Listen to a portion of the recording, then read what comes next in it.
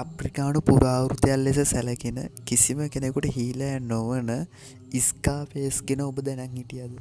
මසයි මාරා නම් වනාන්තරයේ එක දවසක ඉතාමත් විශේෂ, ඉතාමත් ශක්තිමත්, ඉතාමත් භයානක මුර්ගයෙක් ඉපදෙනවා.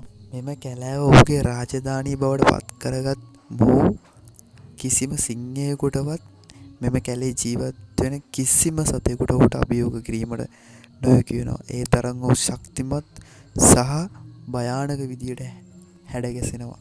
හයිනාවරුන් 400කට වැඩි පිරිසක් ඝාතනය කරපු ඔහු සටනකදී ඇති වූ තුවාලයක් නිසා ඔහුගේ ශරීරයේ තිබූ කැලලක් මුළු ජීවිත කාලය පුරාවටම ඔහුට ලැබෙනවා.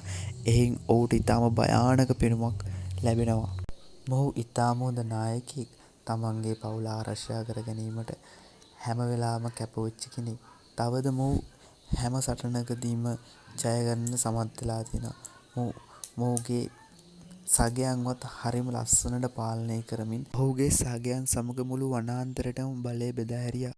මොහු වනාන්තරයේ ගමන් කරන විට මොහුගේ රැළ නැතුව අනිත් සෑම සතෙක්ම ඉතාමත් විමසිලිමත්ව සහ පොඩි තිගැස්මකින් පෙනෙන බව ගවේෂකයන් වාර්තා කර තිබෙනවා. තවද ගවේෂකයන් පවසන ආකාරයට මොහු විනෝදාංශයක් ලෙසටත් හයිනාවරුන් දඩයම් කිරීමට පටන් අරන් තිබෙනවා. එම නිසා මොහුට හයිනා හන්ටර් කියලා නම පට බැඳිලා තියෙනවා.